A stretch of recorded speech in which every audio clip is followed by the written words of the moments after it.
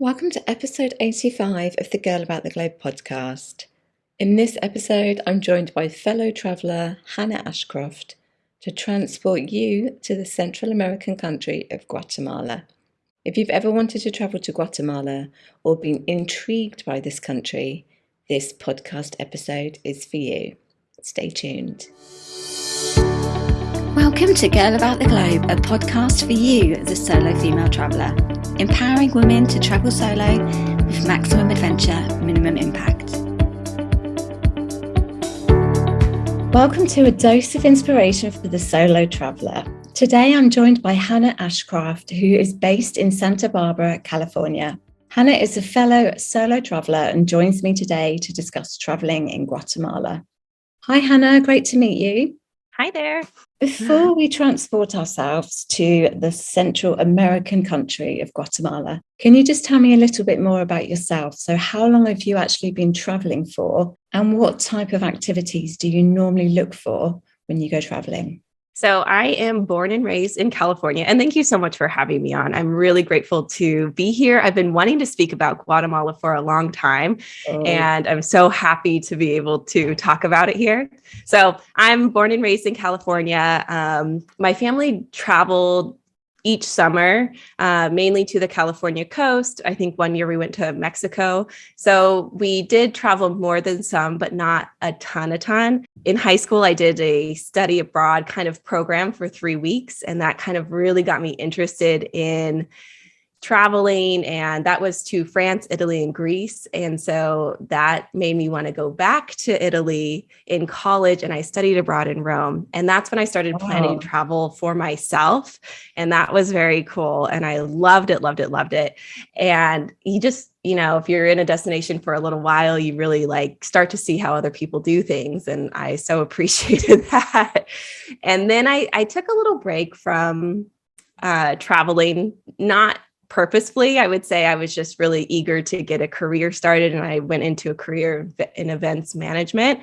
And I did that for a number of years and probably came back into travel around 25 or so. So it's been another 7 years since I've been fully traveling for myself. And those first few trips, I really learned what it was like and what I like to travel for. So what I like to travel for is more outdoorsy activities. There's a bent towards outdoorsy things, hiking, trekking, rafting, any of those. I love it. But also just trying to engage with the destination more on a slightly deeper level by doing interactive activities. Could be a cooking class, could be a weaving class, sometimes cultural, and always with a bit of comfort. I enjoy being in a group setting. Smaller groups I tend to prefer.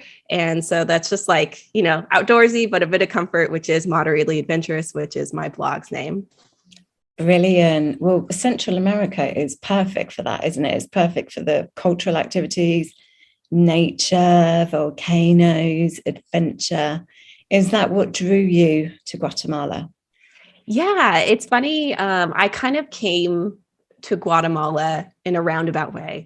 First of all, I planned a trip to Belize, and because I wanted the Caribbean feel and everything, and I discovered that the ruins of Tikal are just beyond the Belize border in Guatemala. And so I planned a trip to go to Tikal. And while I was there, I met someone, which we ended up staying longer than just a day trip. We arranged, it was complicated, but we did it. We arranged transportation to stay at Tikal overnight so that we could be there for a full day, kind of see the sunset, and then do a sunrise hike in the morning. And it was on the sunrise hike that I met someone who was doing, another female, and I think she was solo. She was doing a program, I think related to medical or something like that. And she was describing the southern area where the Southern Highlands are, where Guatemala City is. And she was like, if you like this, you're going to love down there. There's volcanoes, there's coffee, there's chocolate, there's lakes. She's like, if you like this, you're going to love that. So I kept that on my radar. And then I got home and I Googled it. And if you just Google a picture of Lake Atitlan, you'll see why. It's stunning. And it's so, yeah, I have never even, I feel like in the US, at least, it's just not on people's radars to go to Guatemala. And if you just Google that one picture, you'll see why I was drawn to it. That's so interesting because I was in Belize. I spent 4 weeks in Belize, and then the only time I got to go to Guatemala was actually when I went to Tikal as well, because it's very easy to get to from Belize, isn't it, on a day trip? And then you can also do Flores at the same time as well. Yeah, I didn't get a chance to go there. I looked it up, which it's on a lake, right? And there's like a peninsula of like cobblestones, and it looks beautiful. So if I go back to Guatemala, I'd want to check out Flores. What do you think is Guatemala's attraction for women traveling there? Yeah, I mean, if you want to go for nature, it's absolutely stunning. I ended up doing 3 volcano hikes within a week on the second trip to Guatemala. Yeah. It was a ton, and I'll go into those a little later, but the nature is phenomenal. I feel like out of the Central American countries that I've been to, so I've been to Belize and Costa Rica and Guatemala, and then Mexico, which I don't know if you consider, it's kind of in its own bracket. It's so big and like varied.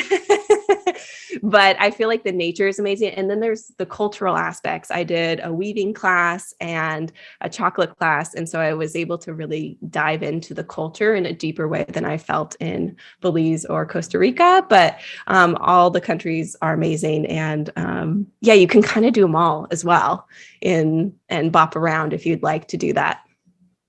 And it's also a very budget destination, isn't it? I think you get a lot for your money in Guatemala.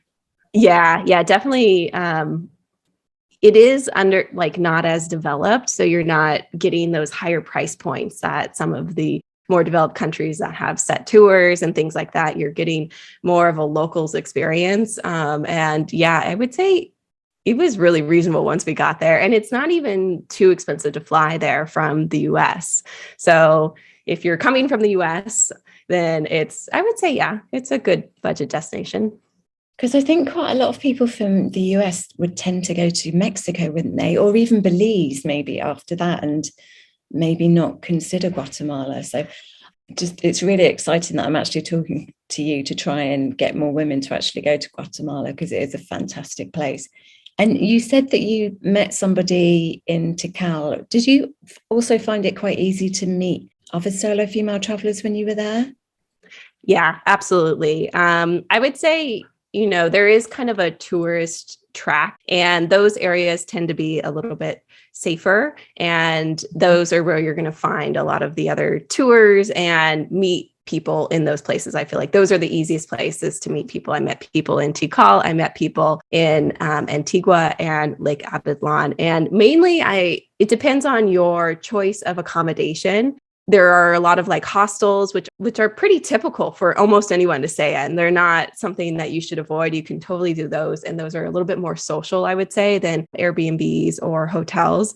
And I did a lot of guided things, all of my hikes were guided, and the chocolate class and the weaving, they were all with other people. And that's when I also met a lot of other solo travelers, because I did stay in some more Airbnbs and didn't meet people in the accommodation. So it was really on the guided stuff that I met other solo travelers, and they had traveled to everywhere, all over Central America, Nicaragua, Honduras, El Salvador. Like they had gone everywhere and felt totally comfortable. So it's really up to the traveler how they want to experience Central America.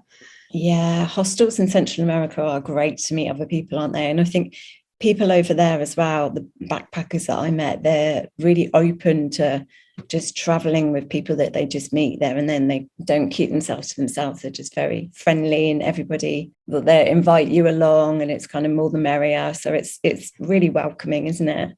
Oh yeah, and I still follow people that I met at that chocolate class to this day, or on one of my volcano hikes. Yeah, totally. Absolutely. I do feel like, and some of the people I met who were traveling solo weren't solo on the group tour, because they were like, oh, I met them in the last town over, and we're here together. So exactly what you're saying. People kind of like, oh, you're going here, I'll go with you. And it's super, super common. What were your highlights? You said that you hiked 3 volcanoes, which is amazing, in a week. So what are your highlights and your favorite places in Guatemala? Yeah. So let me go over the volcanoes, because they were amazing. I can't even describe how amazing. So the first one we did was Pacaya Volcano. And so two of them we did based out of the town of Antigua. And so we did Pacaya first, and that one was quote unquote the easiest. It was still challenging. I think it's about 3 miles round trip. And that's where I saw lava for the first time, like I've never flowing. seen that.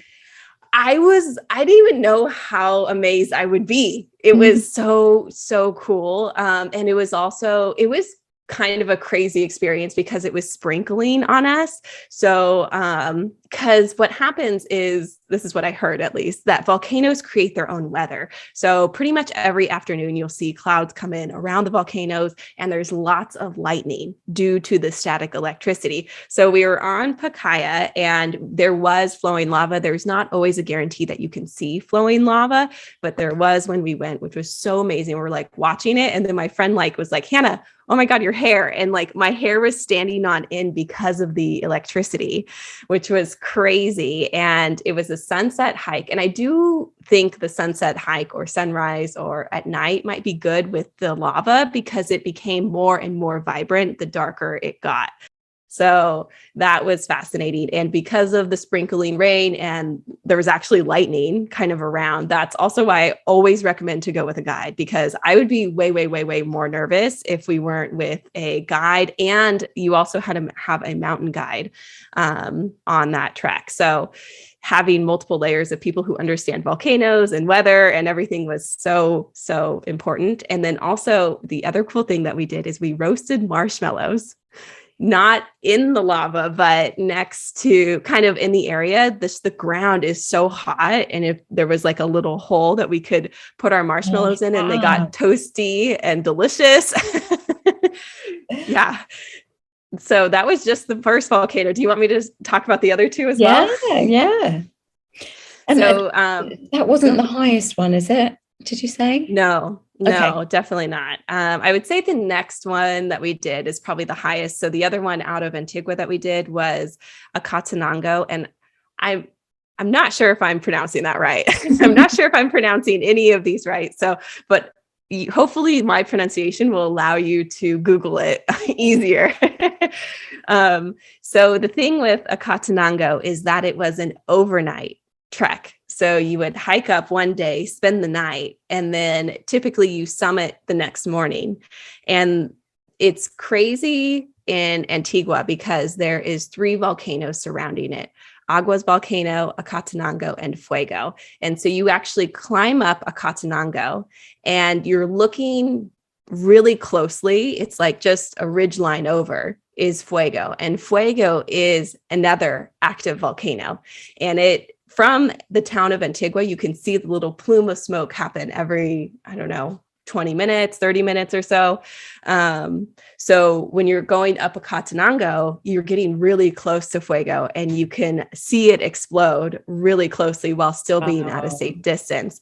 And so you spend the night on Acatenango and then do sunrise. And due to our weather, we could not do the summit, but that was okay because of how challenging this hike was. It was really, I would say this one is not for everyone. If you love this kind of thing, you'll love it. But it was, I think, 5,000 feet of elevation gain. So, and we slept at like 13,000 feet. And I'm sorry, I don't have the meters translation or conversion. And so sleeping at that elevation, I have trouble sleeping at that elevation. I know that from previous experience, and I totally experienced it here. It's hard to sleep. It was freezing up there because you're up at such a higher elevation. But we didn't quite get a sunset because of the clouds coming in, but the sunrise was absolutely phenomenal. As the sun was rising, we got, there was at least one explosion of fuego that we saw, and you could just see it catapult these red rocks into the air.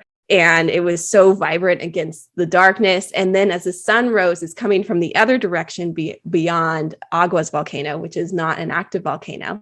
So it was just like so much volcano action. You're on one, you're looking at one exploding, and there's another one in the distance. I was just like amazed. And our guides had coffee ready for us. And so there was some comfort elements to it, but overall it was a pretty challenging experience.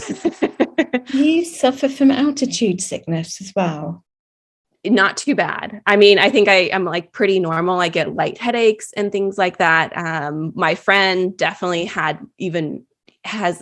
the effects a little bit more. And so it was funny because we went with a larger group on that one, which I don't typically prefer, but this one I needed to because you'll have to look up the different types of tour operators because some have stuff on in terms of like tents and buildings on Acatenango, and then others don't. So we went with the tour group that had it up there, so we didn't have to carry as much, which ended up being a good choice for me because at that point in time, I don't think I was trained enough to handle like a backpacking backpack. So it really depends. Like definitely take a look at what different tour operators offer. And so the group we went with was a little more budget, but it had the stuff up there and it was a larger group. So we were with a bunch of like very young, sprightly 20 somethings and they just flew up the mountain. They didn't have any trouble at all. Whereas me and my friend definitely were like way slower. And at first I felt a little like, oh, we should be keeping up with them or some kind of anxiety. And then I was like, wait a minute.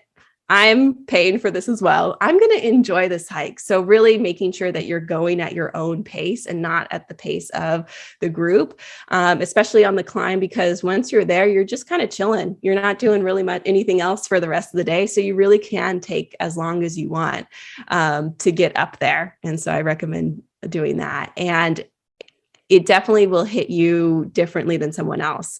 So with the elevation. So I'm glad you brought that up. Yeah, because I suffer from altitude sickness and I didn't realize until I was in Peru. And oh, wow. And I arrived in Cusco and I didn't know what was happening to me and I felt awful.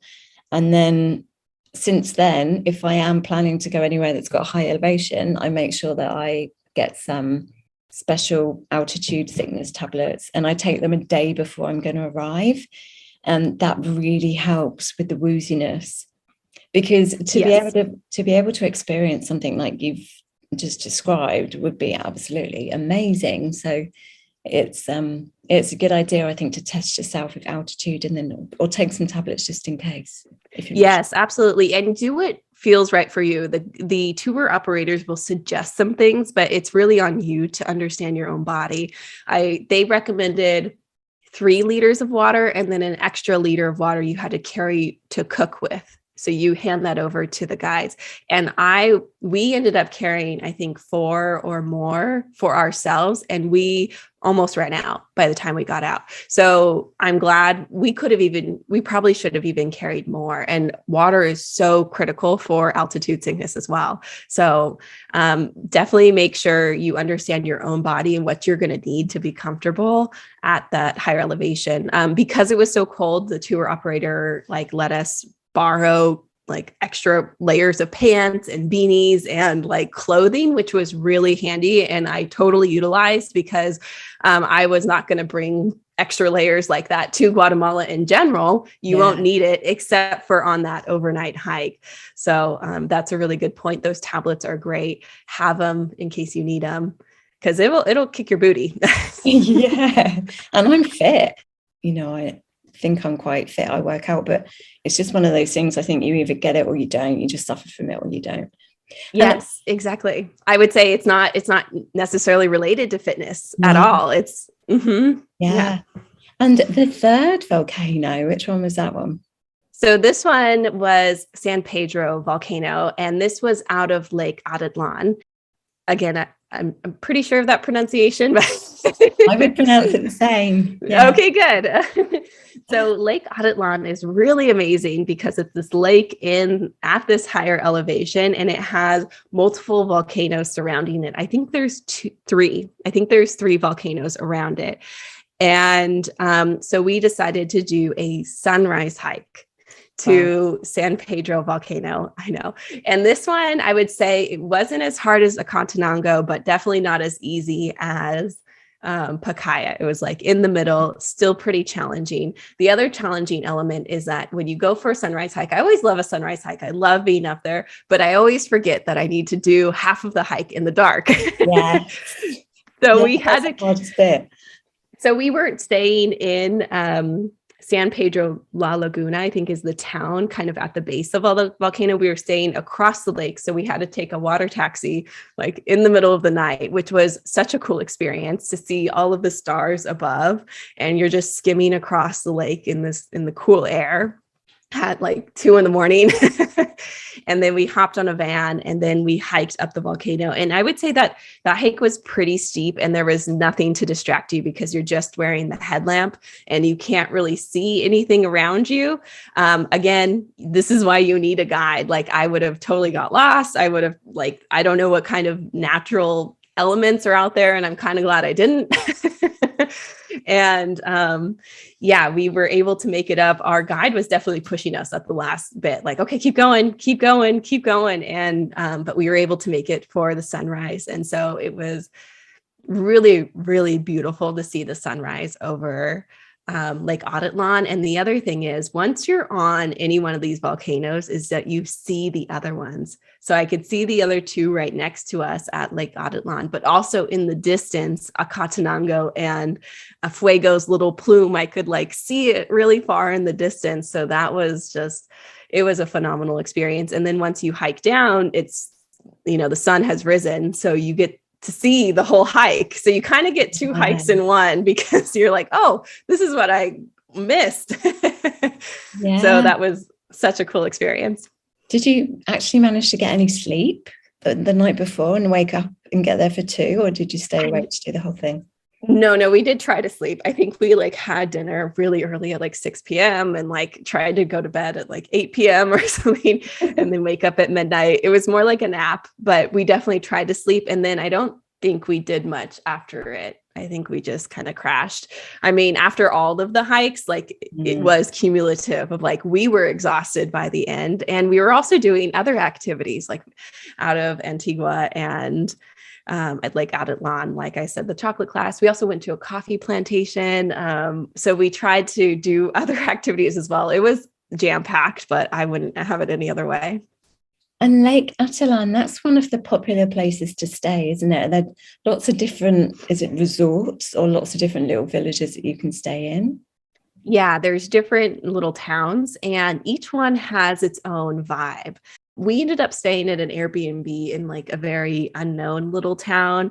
But if you wanted to say party or enjoy nightlife, you could go to San Pedro La Laguna, or if you wanted to go see more of the artisans, where we took the weaving class, there was another town, and I think it was San Juan La Laguna. They're very similar.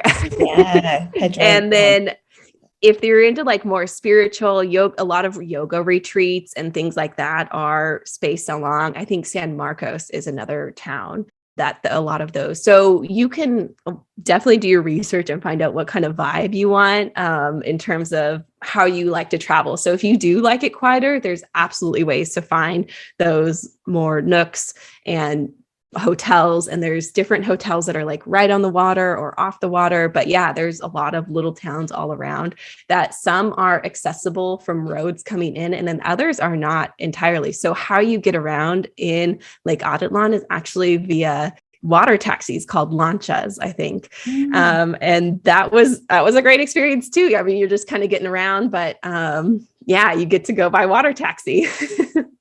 That's really cool. Were there any other favorite places that you had in Guatemala? I know you had some favorite experiences.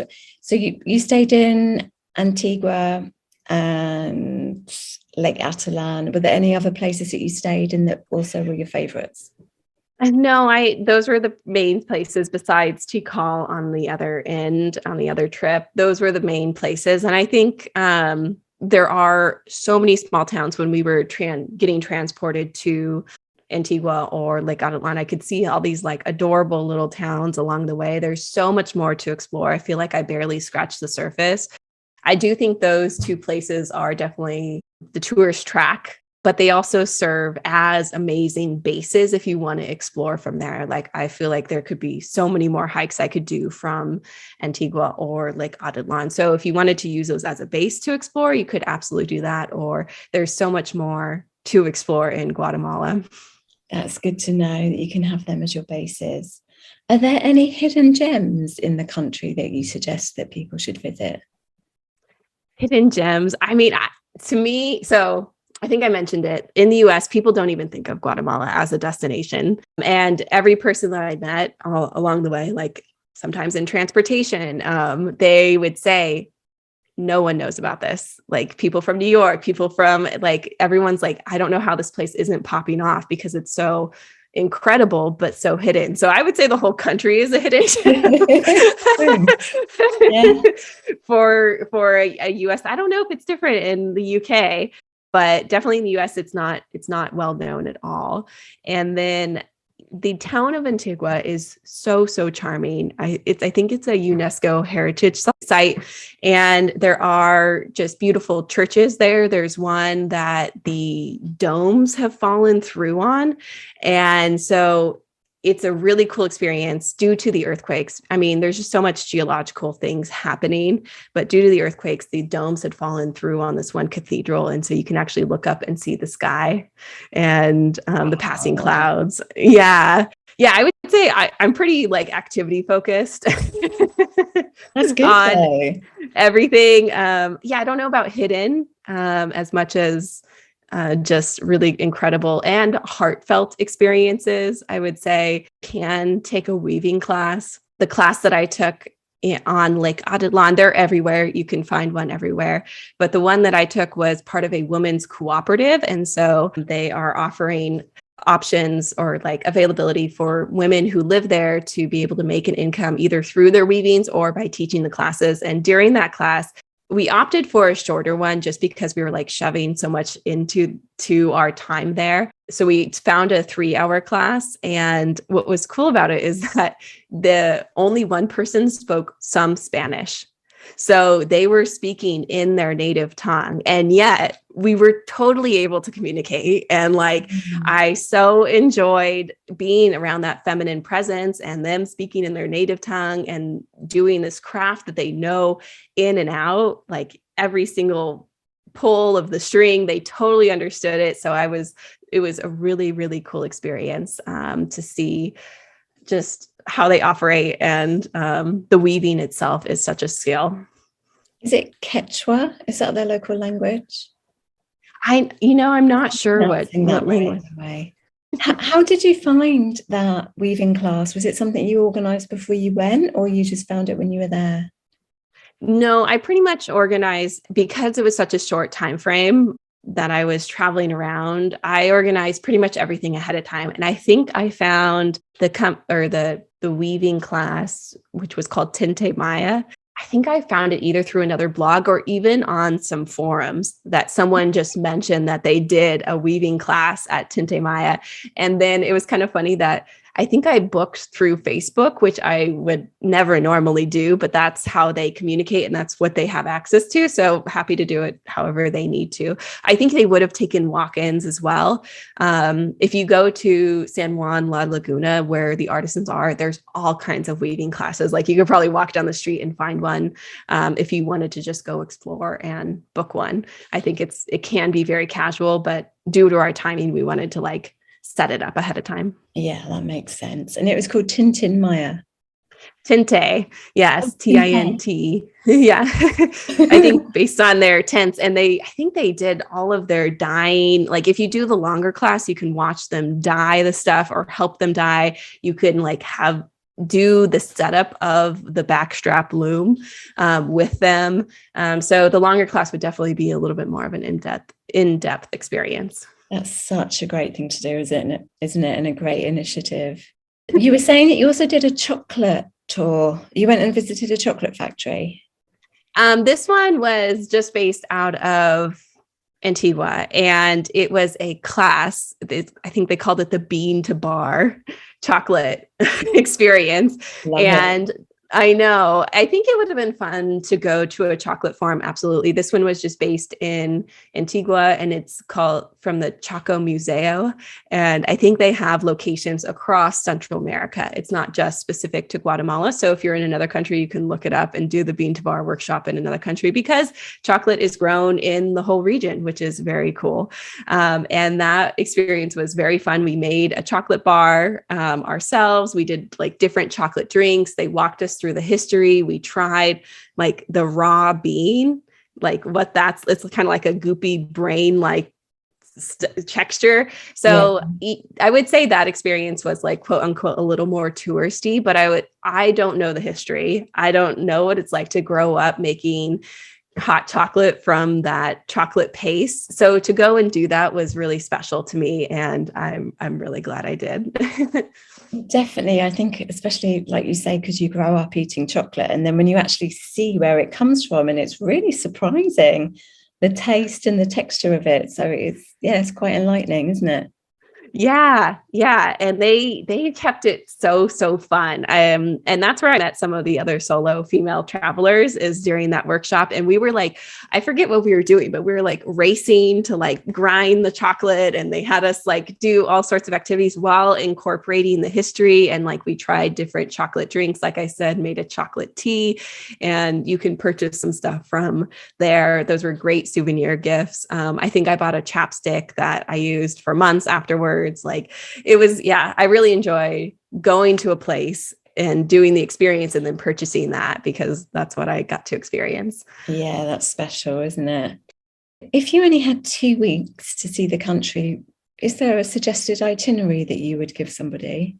Yeah. I mean, I feel like, again, I only scratched the surface, but I feel like I nailed it. Like I loved every single experience that I did. And so I feel like there's probably even more to do. I feel like the southern area, the highlands where Antigua is and Lake Atitlan, that's going to have a ton of little towns and cultural experiences, and then the nature and the hiking. Because of the highlands and the higher elevation, there's a ton to experience. I saw tours for like mountain biking and trekking and all kinds of rafting and things like that. I think that could be where you spend like a good chunk of time. There's so much to explore. And then going up to the jungles of where Tikal is, I feel like you got to go up there. I mean, I'd love to hear your experience, but like walking, so you have to walk into Tikal. There's a bit of a walk in, and then these massive Mayan structures are in front of you. That feeling was so cool to like come into the main plaza. And then they've set it up so you can walk up the top of these structures in a way that the buildings are protected. And you can see over the treetops and to the other buildings. So that is the most spectacular thing for me. I've got a picture that I really love where you can just see the Mayan temples just poking out the top of the trees. I'm not sure, it's not one of the 7 wonders of the world, is it? But I think it definitely should be. I feel like it should be. I don't know how it's not overrun. It's such a cool place, but go there while it's not overrun, because, and if you can spend the night, I love seeing it once the day trippers kind of left and the animals started coming out. We saw spider monkeys in the trees. We heard the howler monkeys. We saw parrots like swirling above. So being there at a time that's like a little atypical was really such a cool experience. I think also as well, if you compare it to Chichen Itza in Mexico, which is very touristy and it gets a lot of visitors, and Tikal doesn't seem to get that many visitors and isn't that overrun. I also think that you were speaking about Belize earlier as well, that's very underrated and that has a lot of Mayan temples. So Guatemala especially is a good alternative for people that want to see temples as well, but don't want to have the touristy sites of Mexico. Yeah, I haven't personally been to Chichen Itza, but it looks like a very different experience in terms of the, like at Tikal there, it's surrounded by jungle. Like there are certain areas of the park you can like kind of see what they're actively uncovering. Like it's still very much covered. It's surrounded by trees, like nature has taken over. And so you could be totally alone with some of these temples. And I thought that was such like such a different experience than like the kind of the tourist track up on the Yucatan Peninsula. And what else were you saying about the itinerary? I would also say like, yeah, maybe using Flores as your base Mm. to spend some time up there. And it's a very different environment from what I remember, like driving in. It's so much more flat and jungle oriented. And there's probably some wildlife that you can see up there and more of a jungle environment. And you mentioned before about getting around by water taxis on Lake Atalan. How else did you get around the country? Did you take chicken buses or did they have special tourist buses as well? Yeah, so it is all by road in Guatemala. They don't have, as far as I understand, like train development or anything like that. So you're pretty much on the road. And there is chicken buses available that you can pretty much get anywhere, I think, on those. And that's quite an experience. I did not end up doing any in Guatemala. I did in Belize, which I think if you're nervous to try a chicken bus, like maybe starting in Belize and like experiencing it there where everyone speaks English, that could be a nice way to like get introduced to it before you jump into it in another country. I pretty much arranged most of my transportation through different private operators that would be at the specific times that I wanted. I always feel like there's an exchange of time versus money. Like the chicken busters would be way less expensive, probably dollars compared to arranging your own private transportation. But at the same time, I'm usually going for a shorter period of time. And so my time is invaluable and I want to get to the next destination and be able to experience that next thing. So yeah, you'll definitely get there if you're going on private transportation. And a chicken bus, just for anybody who doesn't know what a chicken bus is, how would you describe one of them? They're very colorful. They're typically like older US school buses that have been, I think, even retrofitted and then completely painted over on the exterior to with colors and like doodads, and it's an experience for sure. And that's the local transportation. And I'm not sure where chicken bus comes from, exactly the name, but I do remember when I was in Belize, there were actually chickens on the bus as someone was transporting their little chicks. And so the whole time there was just like the whole along the ride. I think that's where the name comes from. I think because they used to transport livestock. And they obviously still do on the route. They still do, exactly. Whatever you need to transport, they got you. Is there anything that you would suggest for people to do in the evenings in Guatemala? You know, I was pretty wiped out each evening. I know that there is definitely nightlife happening in Antigua. There's bars. I think we went to one during the day actually because it had a really great view of the Aguas volcano, and we got to see that while we had a lunch or whatever. So we ended up calling it pretty early each night. However, I know there is nightlife there, and I would feel totally comfortable in Antigua getting around and coming home late. It's a pretty safe city. You see a lot of police walking around. I think they're really trying to encourage tourists' safety, specifically in Antigua. And we did have a dinner, like a later dinner, like a really nice dinner late, and then did some late night shopping. There are some markets that are open late and you can kind of browse in the evening. So if you're not into nightlife, I feel like there's still stuff that you can do kind of in the evening.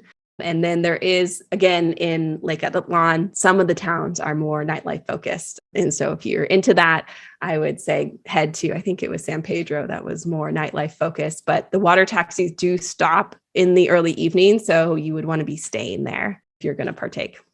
Okay, good advice. Is there anything that you would avoid in the country? Because I know that Guatemala does get a bit of a bad rep about security, and Guatemala City is a bit sketchy. You obviously managed to bypass Guatemala City. Yeah, I didn't spend any time there. And honestly, I did want to mention that in the US, there is definitely a negative, or people see it as unsafe here. And I actually, before I left, someone personally said, I recommend that you don't go, which was pretty shocking. I was pretty shocked to hear that. And I think that comes from a lot of government corruption in the past, and it could be still today. I'm not sure. And I'm also not sure what's happened during the pandemic. So it might have changed. I feel like there has been government corruption. And so there's a lot of people who are opportunistic. I wouldn't say it's particularly violent. I didn't experience anything like that. And honestly, every regular person I met was the nicest people I could ever meet. Like I said, with the weaving, and we went to a coffee plantation where we met the farmers. The normal humans day to day are absolutely wonderful. I feel completely comfortable with, totally safe.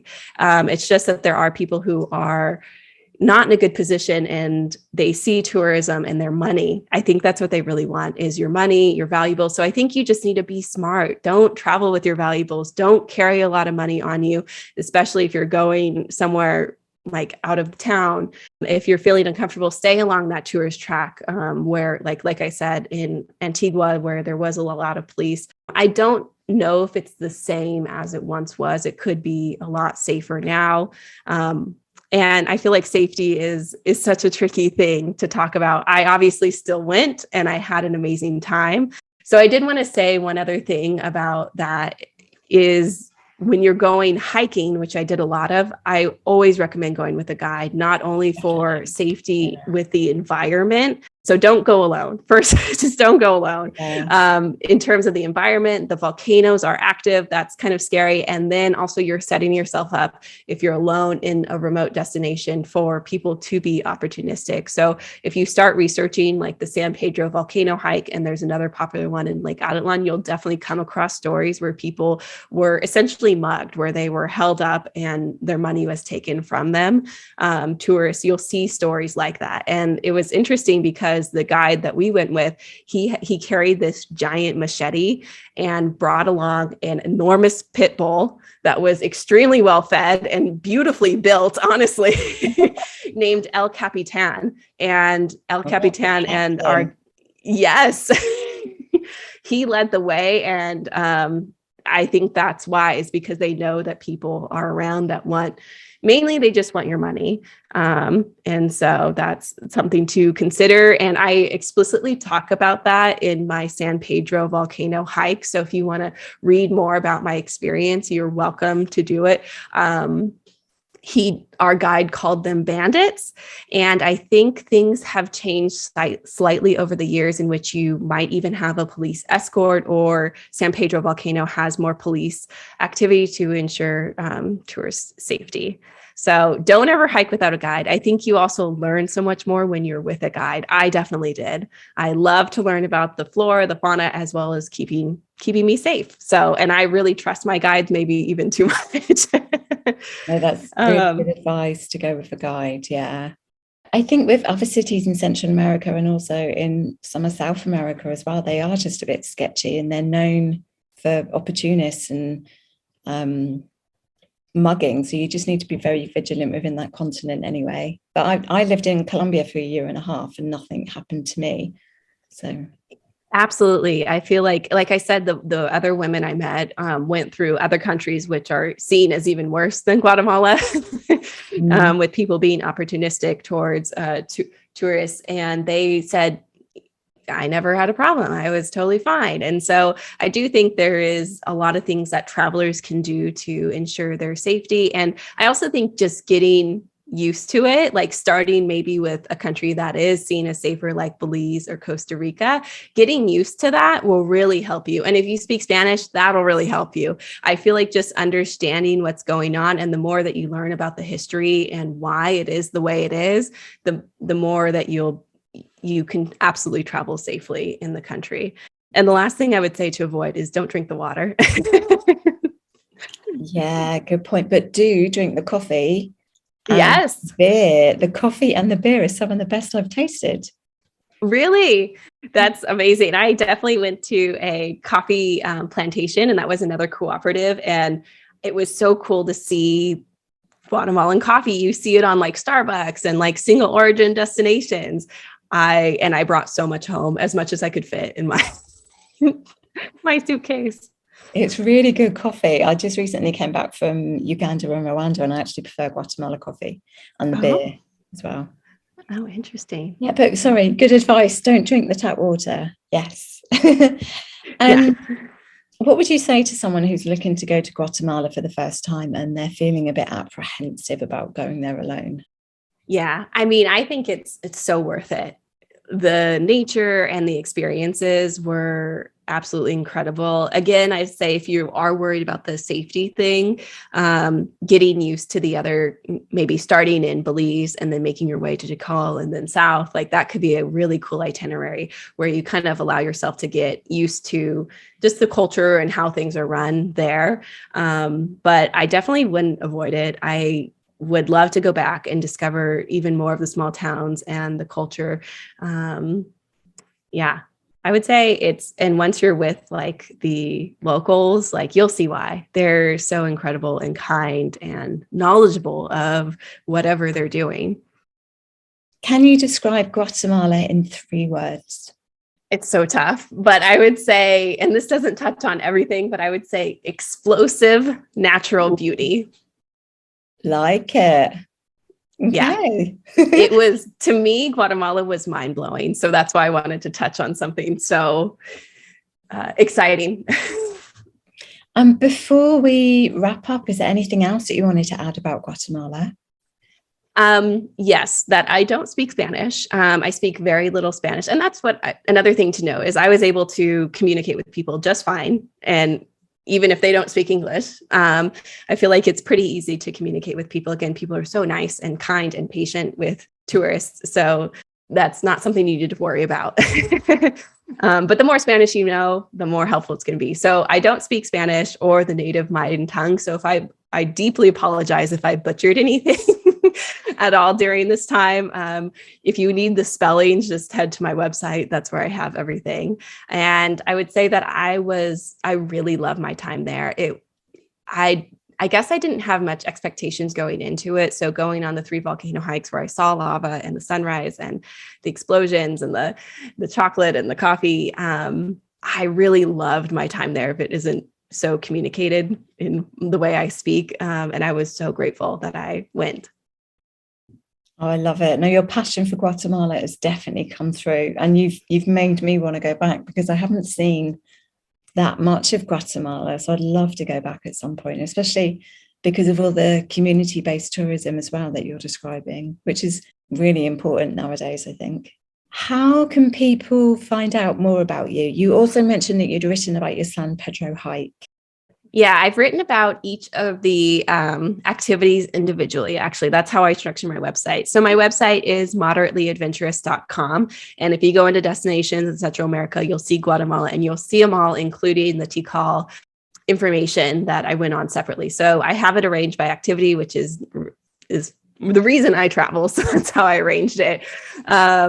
And if you want to sign up for my newsletter, that's where you can kind of hear what's going on in my more or less daily life. I don't always speak about what I'm doing, but kind of what's going on with the blog and what's coming up and just reminders, or sometimes I share seasonal travel stuff to keep in mind. Then there's always social media where my handle is Moderately Adventurous on everything, on Pinterest, Instagram, TikTok. You can find me in those where I'm most active, I would say.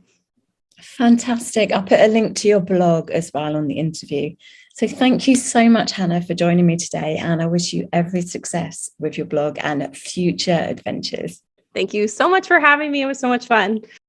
And you can discover how to travel solo to Guatemala on the Solo Travel in Guatemala Destination Guide on the Girl About the Globe blog. See you next week. Thanks for listening to our Girl About the Globe podcast, making solo travel easier for you. Find everything that you need for your solo travels at girlabouttheglobe.com, and don't forget to subscribe so you don't miss an episode.